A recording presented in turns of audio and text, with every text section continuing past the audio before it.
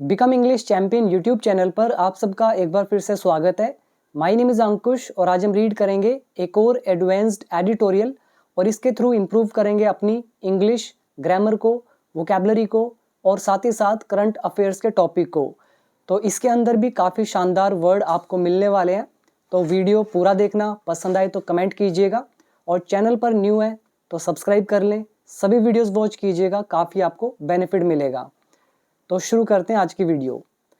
तो किस बारे में है ये हमारा एडिटोरियल, और एडिटोरियल हमारी न्यूज़ ही होती है, इसको कुछ अलग मत समझना। तो ये है अ प्रोडक्टिव विजिट। विजिट मतलब यात्रा। जैसे आप किसी से मिलने के लिए जाते हो, कहीं पर घूमने जाते हो, तो उसको बोलते हैं विजिट करना। यहाँ पे विजिट एक नाउन का काम कर रहा है, मतलब यात्रा बोल सकते हो या फिर मुलाकात बोल सकते हो। प्रोडक्टिव प्रोड्यूस से बना हुआ है, तो प्रोडक्टिव एडजेक्टिव का काम कर रहा है और इसका मतलब हो गया फ्रूटफुल, उत्पादक, मतलब जिससे कुछ निकला हो। ठीक है, तो एक फलदायी मुलाकात या एक फलदायी यात्रा।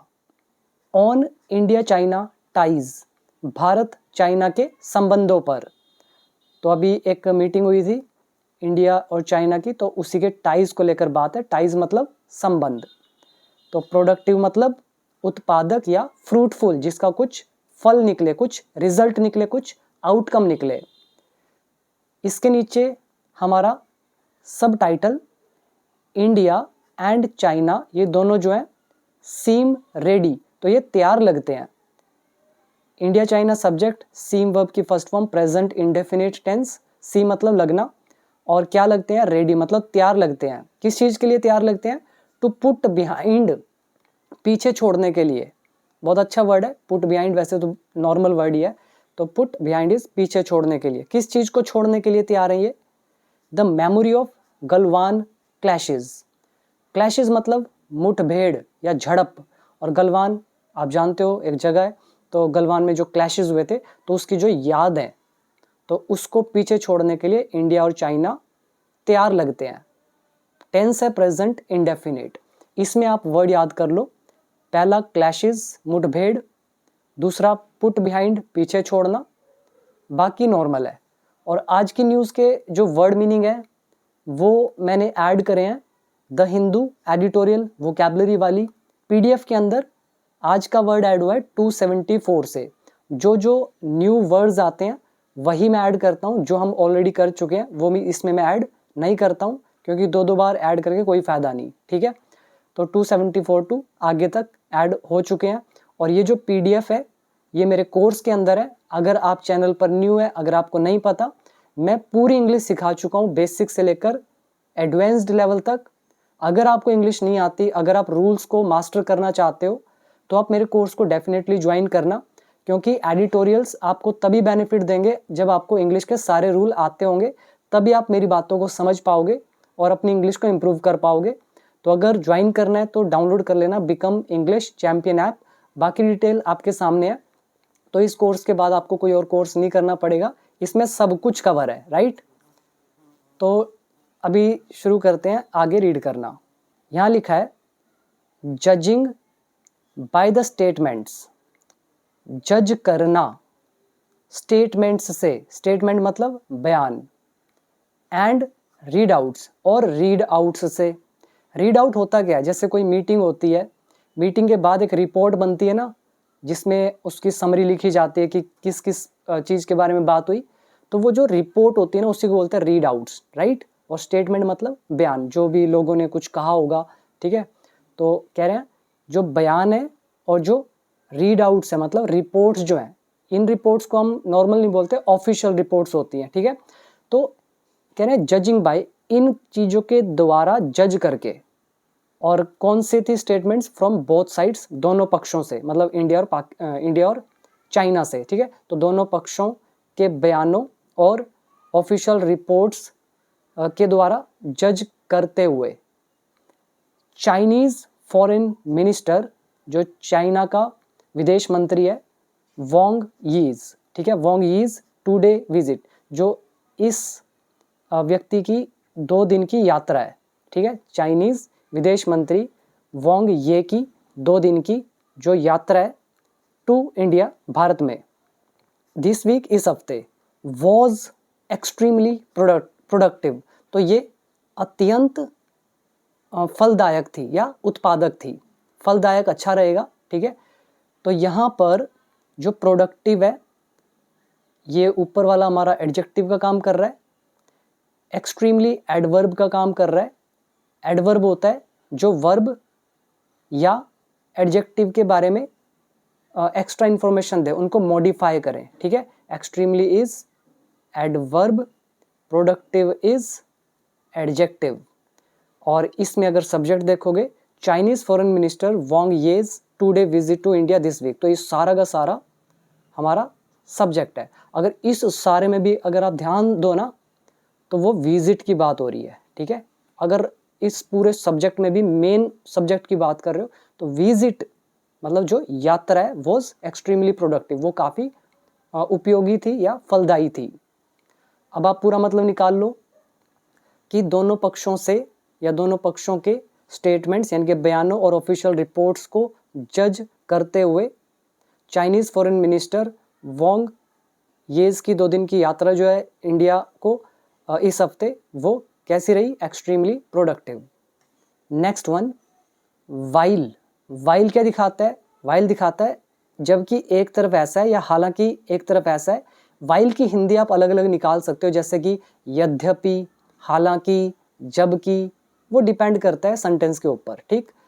तो वाइल बताता है एक तरफ ऐसा है और दूसरी तरफ कुछ और है।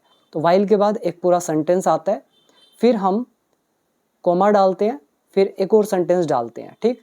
तो वाइल, हालांकि mister Wang was in Delhi, mister वांग दिल्ली में थे, एट द इन्विटेशन ऑफ, के आमंत्रण पर, के बुलावे पर, किसके इन्विटेशन पर? NSA अजीत डोवल, तो इनके बुलावे पर ये दिल्ली में थे मिस्टर वांग।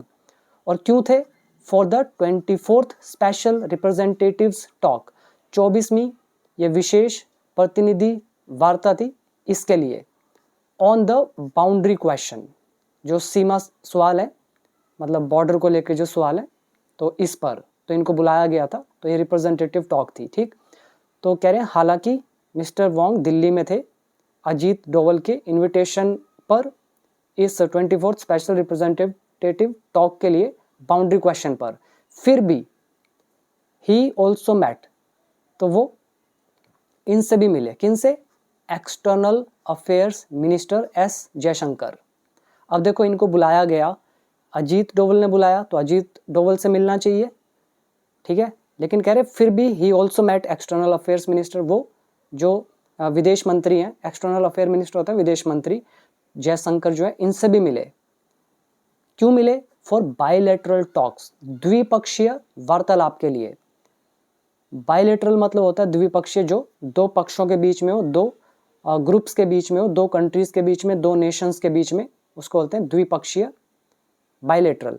टॉक्स मतलब वार्तालाप, ठीक है। तो वार्तालाप के लिए मिले, और किसके लिए मिले? एंड द नॉर्मलाइजेशन प्रोसेस, और नॉर्मलाइजेशन प्रोसेस के लिए। नॉर्मलाइजेशन समझ रहे हो, किसी चीज़ को नॉर्मल बनाने की प्रक्रिया, तो नॉर्मलाइजेशन प्रोसेस, प्रोसेस इज प्रक्रिया, नॉर्मलाइजेशन इज सामान्य बनाना, तो सामान्य बनाने की प्रक्रिया, तो इसके लिए मिले। After the 4-year military stand of, 4 साल के सैन्य गतिरोध के बाद।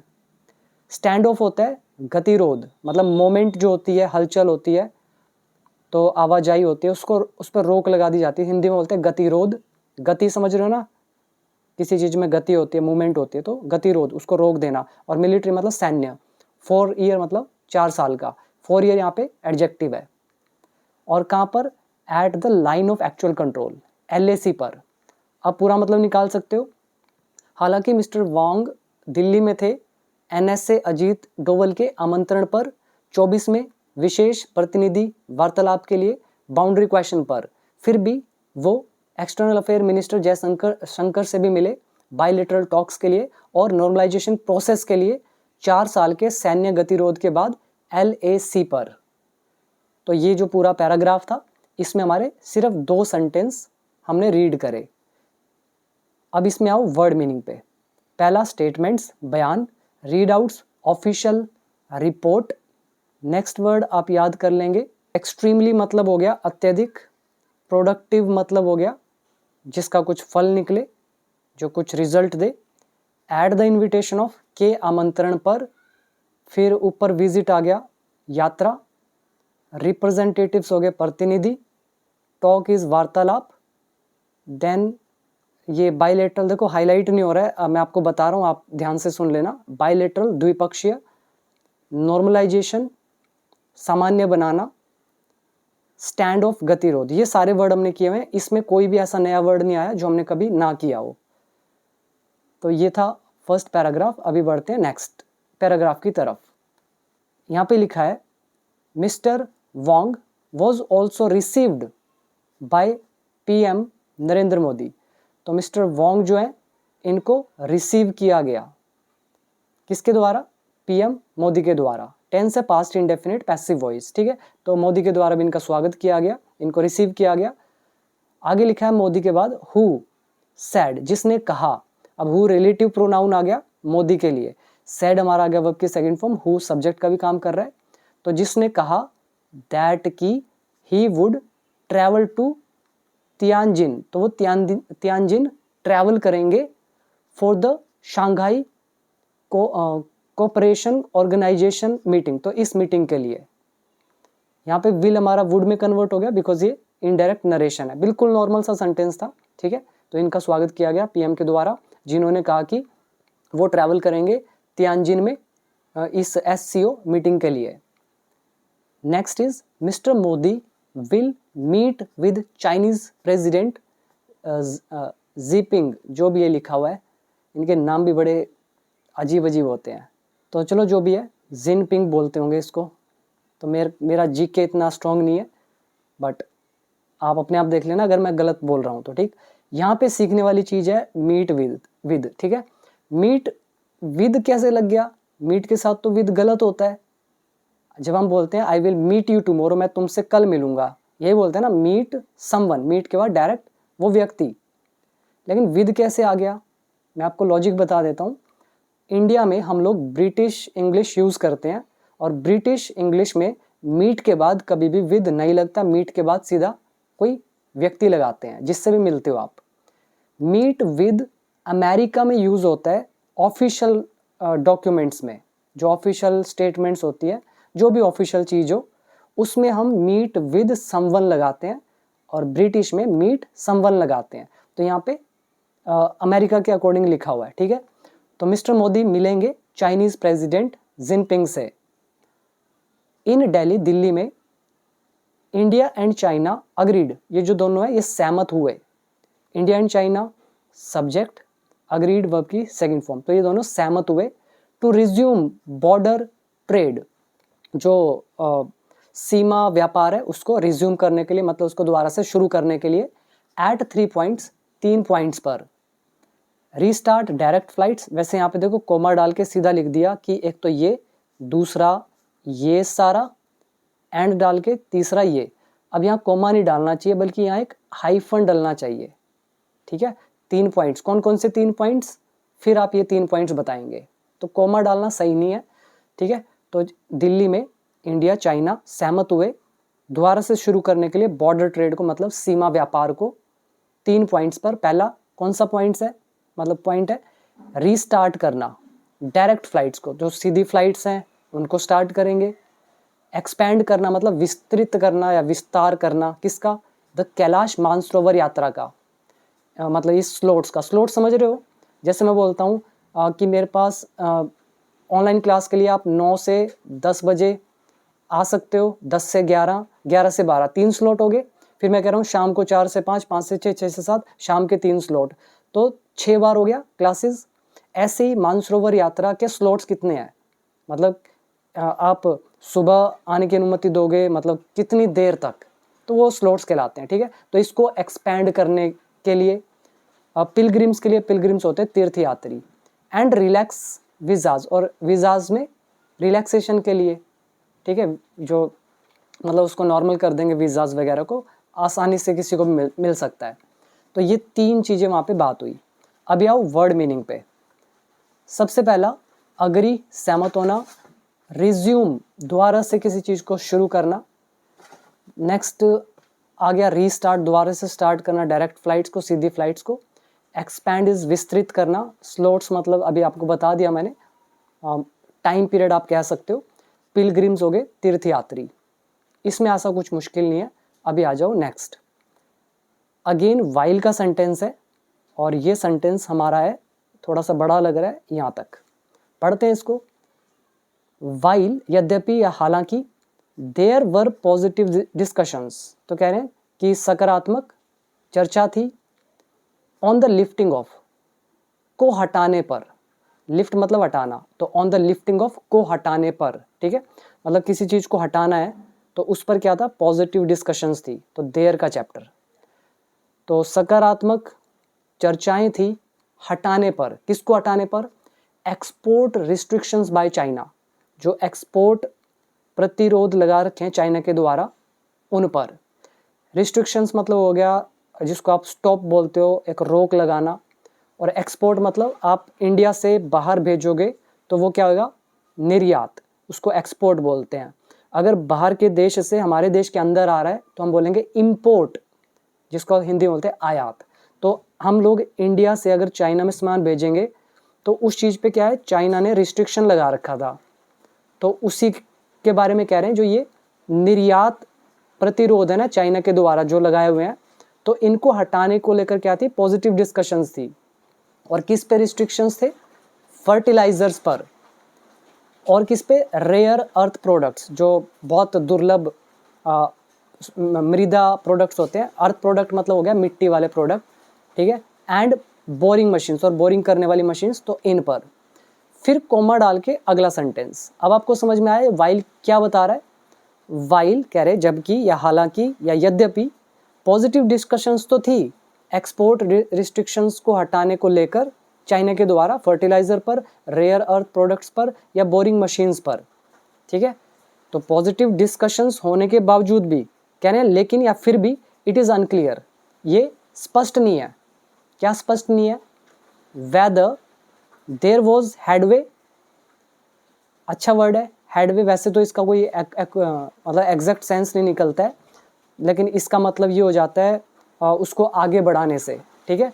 कह रहे हैं इट इज़ अनक्लियर, ये स्पष्ट नहीं है, whether there was headway on China's demand, कि जो चाइना की मांग है तो उसका कोई विकास होगा, वो आगे बढ़ेगी। अभी हेडवे समझ में आ गया ना, उसका आगे बढ़ने से है, उसको उसकी ग्रोथ से लेकर है, उसकी डेवलपमेंट से लेके है, चाइना की डिमांड, ठीक है। चाइना की मांग कौन सी है, दैट की इंडिया लिफ्ट, कि इंडिया हटा दे it's scrutiny of Chinese FDI. Scrutiny मतलब होता है जांच, और जो चाइनीज एफडीआई की जो जांच है तो उसको हटा दे इंडिया, तो ऐसी चाइना की डिमांड है। और कहाँ से हटा दे, इन इंडियन कंपनीज, भारतीय कंपनीज से। तो इंडियन कंपनीज के अंदर कुछ चाइनीज़ एफडीआई होंगी, तो इनकी जो जांच है तो उसको हटाने की बात हो रही है। अभी आपको समझ में आया, अब मैं आपको ब्रेक करके दिखाता हूँ, अब ध्यान से सुनना। हालांकि पॉजिटिव डिस्कशंस हुई एक्सपोर्ट रिस्ट्रिक्शंस बाय चाइना को लेकर, उसको हटाने को लेकर, फर्टिलाइजर्स पर, रेयर अर्थ प्रोडक्ट्स पर, बोरिंग मशीनरी पर। फिर भी ये स्पष्ट नहीं था कि जो चाइना की जो डिमांड है वो आगे बढ़ेगी, और कौन सी मांग, कि इंडिया हटाए जांच को चाइनीज़ एफडीआई पर इंडियन कंपनीज में। आई होप समझ में आ रहा होगा।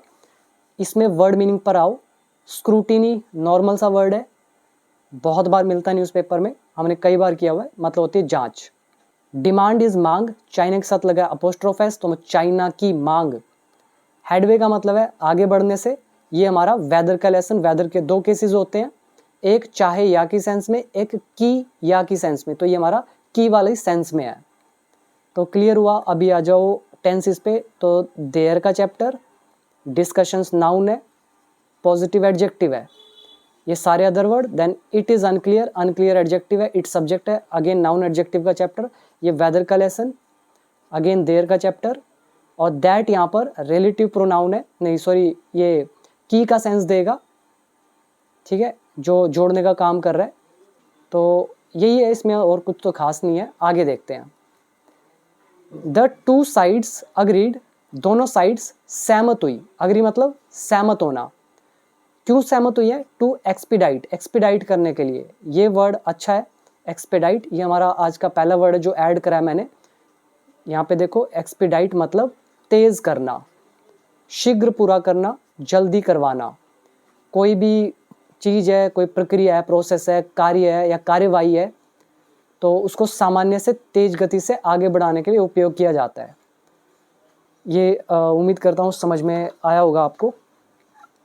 ये इसके कुछ एंटोनिम्स सिनोनिम्स आपके सामने लिखे हुए हैं, ये पढ़ना आपकी जिम्मेदारी है, आप PDF से पढ़ेंगे। और ये रहे इसके कुछ examples where this word has been used, तो ये आप सेल्फ रीड कर लें। अभी हम वापस आते हैं। द टू साइड्स अग्रीड, दोनों पक्ष सहमत हुए, एक्सपीडाइट करने के लिए मतलब स्पीड अप करने के लिए। किस चीज़ को?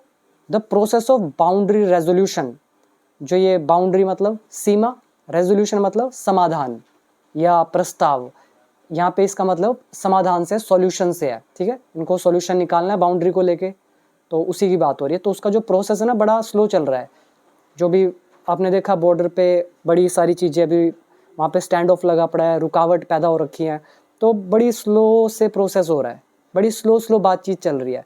तो कह रहे हैं दोनों अग्री हुए हैं स्पीड अप करने के लिए प्रोसेस ऑफ बाउंड्री रेजोल्यूशन को।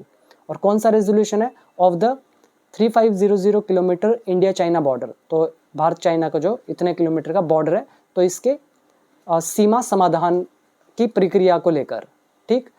आगे देखो, सिग्निफिकेंटली, मुख्य रूप से या महत्वपूर्ण रूप से। The Modi government agreed, Modi government सहमत हो गई, टू बिल्ड ऑन, कार्य करने के लिए। अब यहाँ पे बहुत अच्छा वर्ड है बिल्ड ऑन, इसका नॉर्मल सेंस आप शायद नहीं पकड़ पाओगे, मैं आपको एक्सप्लेन कर देता हूँ, पहले पढ़ लेते हैं।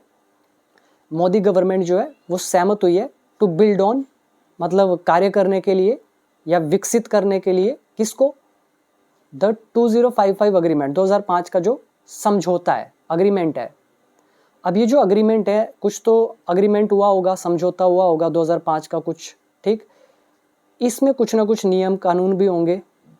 अब वो जो लिख दिए वो लिख दिए, लेकिन अब क्या करेंगे? ये बिल्ड ऑन करेंगे, मतलब उसमें कुछ ना कुछ बदलाव करेंगे, उस चीज़ पर कार्य करेंगे, इस अग्रीमेंट पर कार्य करेंगे। तो इसी को बोला गया बिल्ड ऑन, ठीक है।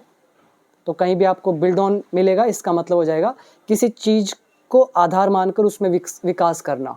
अब ये लोग 2005 के अग्रीमेंट को एक आधार मानेंगे, बेस मानेंगे। अब इसी के अंदर कुछ ना कुछ इम्प्रोविजन करेंगे, ठीक है, मतलब सुधार करेंगे।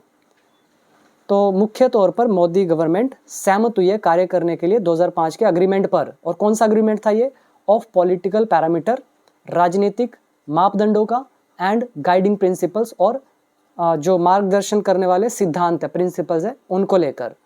और ये सहमत क्यों हुए हैं?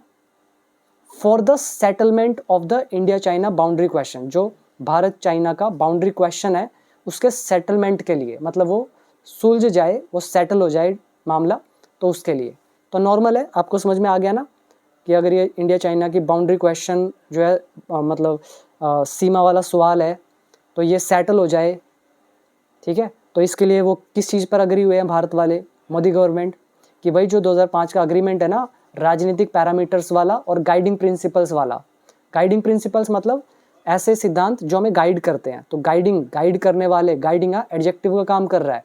पॉलिटिकल यहाँ पे एडजेक्टिव है, राजनीतिक पैरामीटर्स मतलब मापदंड जिससे मापा जाता है किसी चीज़ को, क्लियर।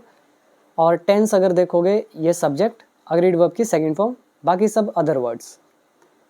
तो नेक्स्ट है मीनवाइल, इस बीच, मतलब जब तक ये चल रहा है तो तब तक। ये मीनवाइल का लेसन है, वीडियो नंबर 289 या 290 या 287, चेक करना। कह रहे हैं इस बीच या तब तक या इतने में द चाइनीज़ एम्बेसडर, ये जू जो है, जू फी होंग सेड, तो इस बीच चाइनीज़ एम्बेसडर मतलब होता है राजदूत, तो इसने कहा दैट की, क्या बोला? चाइना अपोजेज, चाइना विरोध करता है। अपोज मतलब विरोध करना, एस लगा दिया तो प्रेजेंट इंडेफिनिट। तो क्या बोला इन्होंने? चाइना विरोध करता है। किसका विरोध करता है? द यूएस बुली मूव, जो ये यूएस का बुली मूव है। बुली आप समझ रहे हो ना, एक पावरफुल एक वीक को दबाने की कोशिश करता है उसको बोलते हैं बुली करना। कॉलेजेस में बुली किया जाता है तो इसको बोलते हैं धमकी भरा मूव। ये बुली मूव मतलब है यहाँ पे किसी को दबाने का एक एक्ट, एक दबाने का कदम। तो यूएस का जो ये कदम है किसी को दबाने का, किसी को बुली करने का, तो इसका विरोध करता है चाइना। और कौन सा मूव है? ऑफ इम्पोजिंग, थोपने का। क्या थोपने का? 50% टैरिफ्स ऑन इंडिया। क्लियर हो गया? अब दोबारा सुनो, कह रहे हैं इस बीच या इतने में या तब तक चाइनीज राजदूत जो है जू फिहोंग, इसने कहा कि चाइना विरोध करता है यूएस के इस धमकी भरे मूव का। और कौन सा मूव है? थोपने का 50% टैरिफ को भारत पे। वर्ड मीनिंग पे आओ। इम्पोज मतलब थोपना, बड़ा नॉर्मल वर्ड है। बुली मूव, नाम से ही पता चल रहा है किसी को बुली करते हैं हम लोग, छेड़ते हैं। ये वर्ड मीनिंग में मैंने डाला है, अभी दिखाता हूँ। ओपोज इज विरोध करना, नॉर्मल वर्ड है। ये मीन वाइल का चैप्टर प्रिंसिपल्स, ये प्रिंसिपल्स मतलब सिद्धांत, गाइडिंग मतलब मार्गदर्शन करने वाले, और पैरामीटर्स का मतलब हो गया आपके मापदंड, अग्रीमेंट समझौता। तो यही थे इसके अंदर। अभी देखते हैं नेक्स्ट वर्ड मीनिंग पर भी आ जाओ, ये भी देख लेते हैं साथ के साथ। ये आ गया 275। बिल्ड ऑन मतलब आधार बनाना, आगे विकसित करना, पहले से मौजूद चीज़ पर निर्माण करना। जैसे अभी बताया ना 2005 का अग्रीमेंट जो है, तो उसको बिल्ड ऑन करना मतलब उसको आगे बढ़ाना, उस पर और कार्य करना। तो ये इतना ज़्यादा नहीं मिलता है word, but still you should know. और वोकैबलरी को याद करने का एक ही तरीका है कि आप लगातार रीड करते जाओ, जितने ज़्यादा वर्ड रिपीट होते जाएंगे वोकैब स्ट्रॉन्ग होती जाएगी। ये आप कुछ एग्जाम्पल इसके देख सकते हो बिल्ड ऑन के। नेक्स्ट वर्ड अभी जो मैंने आपको बताया दैट इज़ बुली मूव, मतलब धौंस जमाना या धौंस जमाने वाला एक कदम, या ज़बरदस्ती करना, कमज़ोर पर अनुचित शक्ति दिखाना। ये रहे इसके कुछ एग्जाम्पल्स, रीड देम। अभी आ जाओ वापस। इसके बाद देखो हमारा नेक्स्ट पैराग्राफ, दी आउटकम्स इंडिकेट। ये जो आउटकम्स है ये संकेत देती हैं। आउटकम्स मतलब रिजल्ट, प्रेजेंट इंडेफिनिट टेंस। तो रिजल्ट जो भी इसका मतलब ये अभी जो विजिट हुआ इसका जो भी रिजल्ट है, तो ये जो आउटकम है ये संकेत देती हैं दैट की China has decided, sorry Delhi has decided, Delhi ने डिसाइड कर लिया है, it can now move ahead, यह अब आगे बढ़ सकता है, फ्रॉम द PLA ट्रांसग्रेशन। अच्छा वर्ड है ट्रांसग्रेशन, मतलब होता है अतिक्रमण या नियमों का उल्लंघन करना। अच्छा वर्ड है, इसको अभी मैं आपको दिखा भी दूंगा। और तो मूव अहेड इज़ आगे बढ़ना, ये कैन का लेसन। तो दिल्ली ने डिसाइड कर लिया है कि वह आगे बढ़ सकती है। किस चीज़ से आगे बढ़ सकती है? ये जो PLA ट्रांसग्रेशन, इससे आगे गलवान क्लैशेस, जो गलवान के मुठभेड़ हैं इनको लेकर, और जो स्टैंड ऑफ है मतलब गतिरोध है, तो ये सब रुकावट थी, अब इनसे आगे बढ़ सकती है। तो आउटकम जो है वो ये इंडिकेट करते हैं। अभी आओ वर्ड मीनिंग पे। तो इसमें कुछ अच्छे वर्ड थे, मैं आपको साथ साथ दिखा देता हूँ।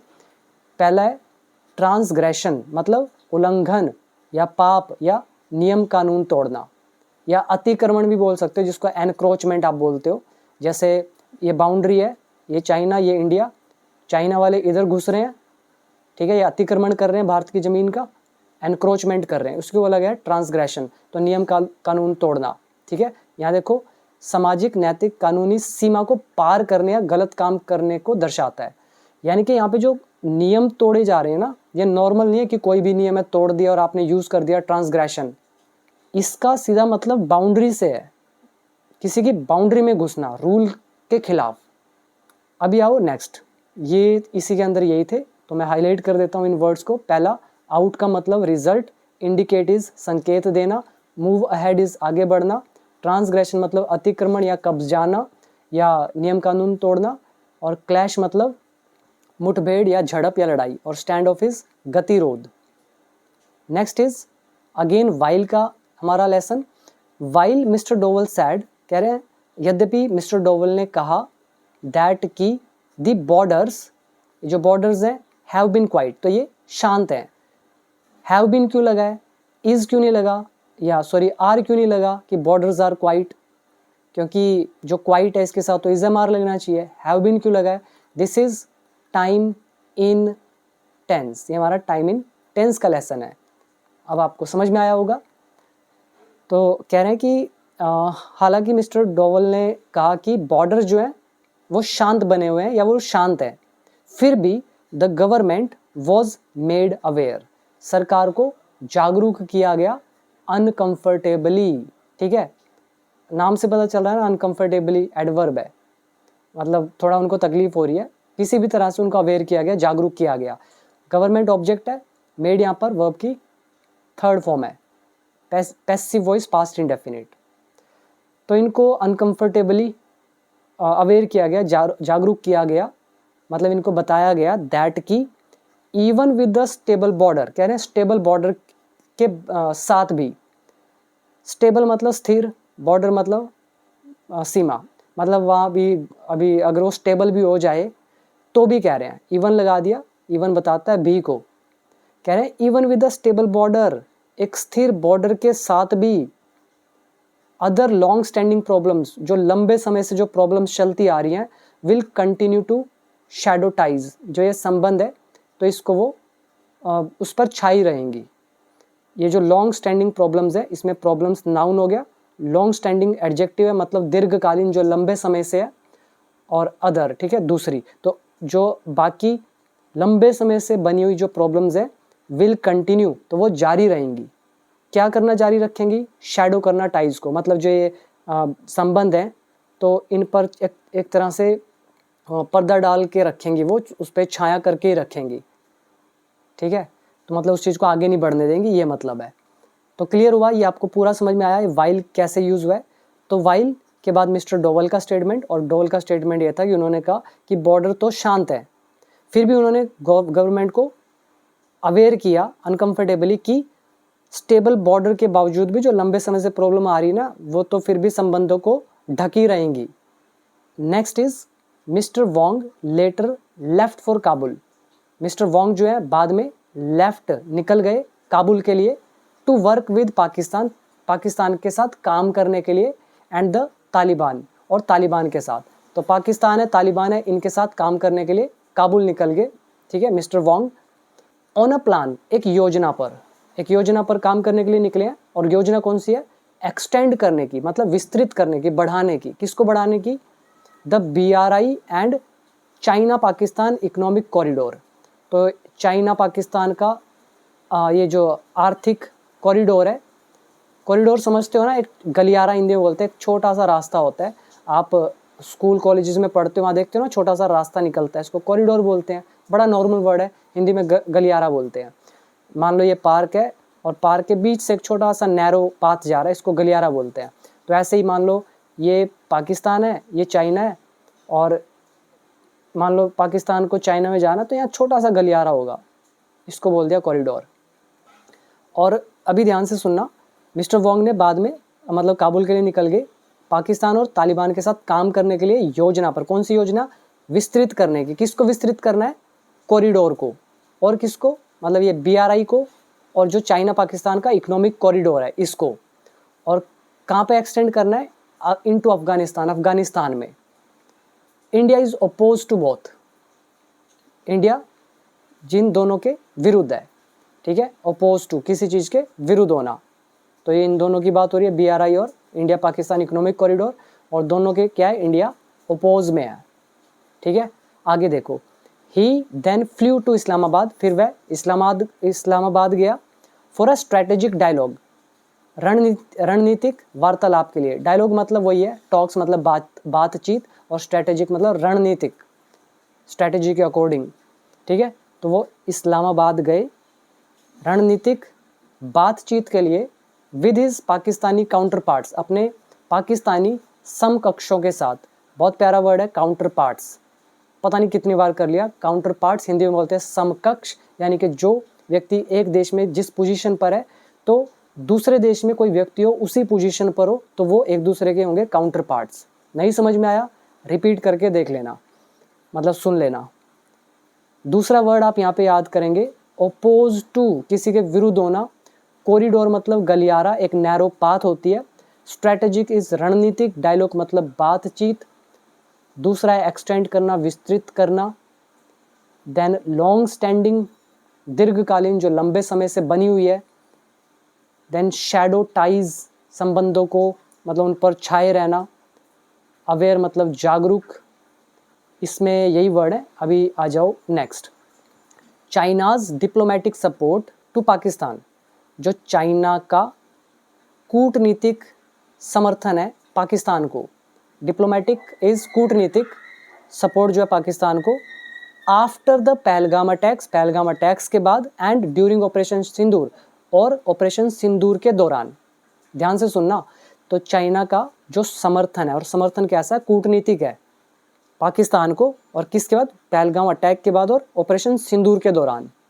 डिड नॉट कम अप, तो ये नहीं उठा, तो कम अप का मतलब यहाँ पे उठने से है, जैसे मीटिंग में सवाल उठते हैं ना, ऐसे ये कह रहे हैं, ये जो टॉपिक है ना, ये कि भाई चाइना ने राजनीतिक या कूटनीतिक समर्थन दिया पाकिस्तान को, तो कह रहे हैं ये डिड नॉट कम अप, ये नहीं उठा सवाल during mister Wang's visit, mister Wang की विजिट के दौरान।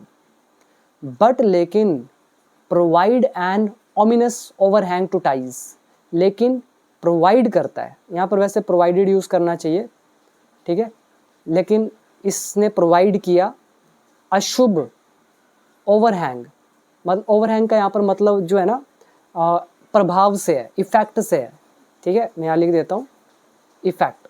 तो ओमिनस इफेक्ट मतलब हो गया, ओमिनस वर्ड का मतलब होता है अशुभ, ये वर्ड हमने किया था 1000 वर्ड वाली सीरीज़ के अंदर, न्यूज़पेपर में बहुत बार आ चुका है, ठीक है।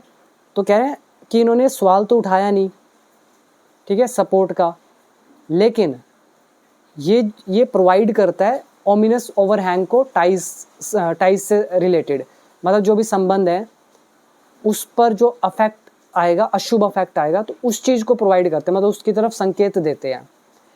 As did ambassador's Xu's contention, जैसा कि राजदूत जू का कंटेंशन है, इसको समझो, देखो थोड़ा कॉम्प्लिकेटेड जरूर है, बट मैं आपको एक्सप्लेन करता हूँ। कंटेंशन का मतलब होता है झगड़ा, झड़प या तर्क।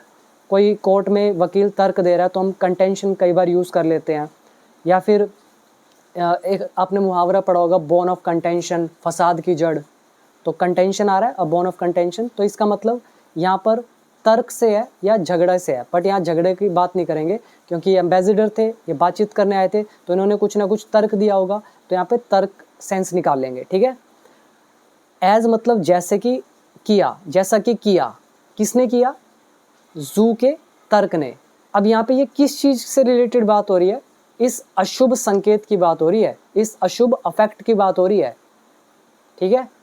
अब यहाँ तक ध्यान से सुन लेना कि चाइना का जो कूटनीतिक सपोर्ट है पाकिस्तान को पहलगाम अटैक के बाद और ऑपरेशन सिंदूर के दौरान, तो वो नहीं उठा मिस्टर वॉन्ग की यात्रा के दौरान, लेकिन इसने एक अशुभ जो अफेक्ट है संबंधों पर वो दिखाया है, जैसा कि एम्बेसडर का जो तर्क है उसने किया, मतलब इसने कोई स्टेटमेंट दी होगी तो उसकी वजह से ऐसा लगा होगा कि कुछ ना कुछ अशुभ संकेत मिल रहा है, तो इसलिए लिखा है एज डिड दिस कंटेंशन, ठीक है। तो ये एज के बाद डिड क्यों लगा है, ये हमारा इन्वर्जन का रूल है, जैसे आपने पढ़ा है no sooner did, no sooner had, ऐसे ही हमने किया था हार्डली हैड, स्कार्सली हैड, तो वही उसी लेसन की तरह इन्वर्जन है। और ये तर्क कैसा था, ये कंटेंशन कैसा था, दैट कि Pakistan two is a victim of terrorism, कि पाकिस्तान भी ये जो आतंकवाद है इसका विक्टिम है, इसका पीड़ित है। अब आपको समझ में आ गया ना, ये एम्बेसडर जू जो है ना, इसने मीटिंग में ये बोला भी पाकिस्तान भी विक्टिम है टेररिज्म का, मतलब उन पर भी आतंकवाद कभी भी हमला कर देता है, तो इस तर्क ने किया, ठीक है। अगर आप ये डिड यहाँ पर भी लगा देते ना कंटेंशन के बाद कि इस कंटेंशन डिड, इस कंटेंशन ने किया, फिर आप समझ जाते अच्छा पास्ट इंडेफिनिट है, but this is inversion, did लगा दिया पहले, ठीक है। तो उम्मीद करता हूँ समझ में आया होगा। आगे देखो, अगेन वाइल का यूज़ आ रहा है, while the US attack on Indian trade and economy, जो यूएस का अटैक है, हमला है भारतीय व्यापार और इकोनॉमी पर, may be spring new Delhi's efforts, तो ये स्पर कर रहा होगा, ये आ रहा है हमारा प्रेजेंट पॉसिबिलिटी को दिखा रहा है, विल बी की जगह हमने यूज़ कर दिया वुड बी, कंटिन्यूटी दिखा रहा है इसलिए हमने आईएनजी लगा दिया, और जब संभावना होती है तो हम would be, may be, must be, might भी यूज़ करते हैं, तो थोड़ा कम चांसेस है, तो मे भी लिख दिया, ठीक है। तो ये जो यूएस का अटैक है भारतीय व्यापार पे और अर्थव्यवस्था पर, मे बी स्प्रिंग, तो ये उकसा रहा होगा, ठीक है। तो ये हमारा लेसन है। वुड इन मतलब मस्ट में, माइट इन फ्यूचर टेंस, होता वो प्रेजेंट पॉसिबिलिटी के लिए, दिखने में सेंटेंस आपको फ्यूचर में लगता है, जैसे वो उकसा रहा होगा फ्यूचर, लेकिन ये फ्यूचर नहीं है, अभी प्रेजेंट की बात हो रही है। ये ऐसा लग रहा है हमें कि यूएस ने जो ये 50% टैरिफ लगाया है, तो इसकी वजह से क्या हो रहा है, न्यू दिल्ली कुछ ना कुछ प्रयास कर रहा है, तो वही बात हो रही है। तो ये यूएस का अटैक जो है ये उकसा रहा होगा न्यू दिल्ली के एफर्ट्स को, मतलब कि न्यू दिल्ली और भी कुछ ना कुछ एफर्ट्स लगाए, जैसे अभी ये चाइना से बातचीत कर रहे हैं, तो ये हो किसकी वजह से रहा है, यूएस ने जो टैरिफ लगाए हैं, यूएस का जो ये अटैक है इंडियन ट्रेड पर और इकोनॉमी पे, ठीक है। तो जबकि ऐसा हो रहा होगा, ठीक है, फिर भी the reset with China, China के साथ जो पुनः स्थापन है, मतलब दोबारा से रीसेट करना, दोबारा से तालमेल बिठाना, तो मस्ट नॉट कम, तो ये नहीं आना चाहिए। मतलब चाइना के साथ शुरू तो करो आप काम करना, कोई दिक्कत नहीं है, रीसेट करो आप, बट ये मस्ट नॉट बी, ये होना नहीं चाहिए। किस चीज़ से नहीं होना चाहिए, फ्रॉम अ वीकनेस, एक वीकनेस से, एक कमज़ोरी से। और कैसी कमज़ोरी, a perceived position of weakness, position मतलब स्थिति, वीकनेस इज कमज़ोरी, तो कमज़ोरी की स्थिति, और स्थिति कैसी है, परसीव्ड। परसीव्ड मतलब क्या होता है, जो आपने पहले से अनुमान लगा रखा, आपने पहले से सोच रखा कि ऐसा हो सकता है, तो ये होता है परसीव्ड, एडजेक्टिव का काम कर रहा है, पहले से कल्पना किया हुआ, पहले से माना हुआ, पहले से देखा हुआ, पहले से सोचा हुआ, एडजेक्टिव है। वर्ड नंबर 248 या 240 भी हमने किया था, उसमें परसीव वर्ब किया था, ये परसीव वर्ब नहीं है, ये एडजेक्टिव है, ये मैंने ऐड किया हुआ है वर्ड मीनिंग में, चेक कर लेना, ठीक है। तो दोबारा आओ, हम कह रहे हैं कि हालांकि यूएस का अटैक जो है इंडियन ट्रेड पर और इकोनॉमी पर, तो ये न्यू दिल्ली के जो प्रयास हैं उसको उकसा रहा होगा और ज़्यादा भड़का रहा होगा, फिर भी जो चाइना के साथ दोबारा से स्थापना है ना, वो आनी नहीं चाहिए, ये जो सोची गई स्थिति जो है वीकनेस की उसके साथ, मतलब जैसा आपने सोच के रखा हुआ है कि ऐसा कुछ वीकनेस आएगा इसके साथ, तो ऐसा नहीं होना चाहिए, ठीक है। थोड़ा डीप है, आप थोड़ा सा इसको रोक के पोज करके समझना तो समझ में आएगा, क्योंकि समझाना कोई इजी काम नहीं होता, आप समझा के देखना, आपको समझ में आएगा कितना मुश्किल होता है, ठीक है। तो ये रीसेट करना चाइना के साथ, ये किसी भी परसीव्ड पोजीशन ऑफ वीकनेस के साथ नहीं होना चाहिए। एंड द नेक्स्ट स्टेप्स, और जो अगले स्टेप्स हैं, मस्ट बी टेकन, उनको लिया जाना चाहिए, कीपिंग इन फोकस, फोकस में रखते हुए, द स्ट्रेटेजिक चैलेंज, रणनीतिक चुनौती को। यहाँ पे टेंस पर आओ, द नेक्स्ट स्टेप्स ऑब्जेक्ट हो गया, ये मस्ट का पैसिव आ गया, मस्ट बी, टेकन वर्ब की third form, keeping in focus कुछ करते हुए, और इसके अलावा ये मे बी प्लस आईएनजी, इसमें यही है और तो खास कुछ नहीं। अभी आओ वर्ड मीनिंग पे, यहाँ पे दिखा देता हूँ मैं आपको इस पीडीएफ में, और जिन लोगों को इंग्लिश सीखना है वो become English champion app download कर लेना, उसी के अंदर ये वोकैबलरी की पीडीएफ भी है, 4000 से ज़्यादा वर्ड उसमें ऐड हो चुके हैं, मास्टर कर लेना, तो आपका डिस्क्रिप्टिव राइटिंग, कॉम्पिटिटिव एग्जाम्स, आपका इंग्लिश का जो स्किल होगा ना ज़बरदस्त हो जाएगा, लेकिन टाइम देना पड़ेगा, बिकॉज ग्रेटनेस डिमांड्स टाइम, अगर मानता चाहिए तो समय देना पड़ेगा, ऐसा नहीं है कि 2 महीने में आप कर लोगे, इट्स इम्पॉसिबल।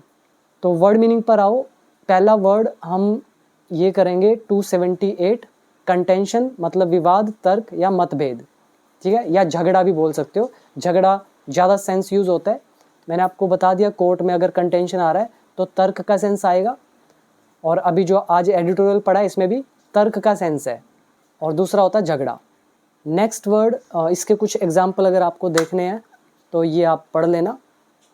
नेक्स्ट वर्ड देखो, स्पर, स्पर मतलब होता है प्रोत्साहन देना, उकसाना, तेज़ी लाना, ये इसके कुछ एग्जाम्पल्स हैं। नेक्स्ट वर्ड है 280, परसीव्ड, अभी बताया ये एडजेक्टिव का काम करेगा, अनुभव किया हुआ, समझा गया, जैसा देखा गया या जैसा महसूस किया गया। एग्जाम्पल पढ़ लेना, आपको ज़्यादा क्लियर होगा। यहाँ परसीव्ड वर्ब है, यहाँ पर भी वर्ब है, यहाँ पर भी ये वर्ब है, यहाँ भी वर्ब है और यहाँ पर भी वर्ब है, ठीक है। ये सारे वर्ब के एग्जाम्पल हैं, लेकिन हमारा वर्ड यहाँ पे ये जो यूज़ हुआ है ये एडजेक्टिव है। परसीव्ड पोजीशन, एक ऐसी पोजीशन जो पहले से सोची हुई है, और ये पोजीशन कैसी है, वीकनेस की पोजीशन है, और इसमें बाकी कुछ नहीं है, बाकी मैंने आपको एक्सप्लेन कर दिया। तो ये थी हमारी आज की एक न्यूज़। उम्मीद करता हूँ आपको पसंद आई होगी। तो ऐप डाउनलोड कर लो, इंग्लिश सीखना शुरू करो, फिर ये सब पढ़ना, आपको मैक्सिमम बेनिफिट होगा। जो चैनल पर न्यू है सब्सक्राइब कर लेना और कमेंट जरूर कीजिएगा अगर आपको ऐसी वीडियोस चाहिए। So thank you so much, मिलते हैं नेक्स्ट वीडियो में।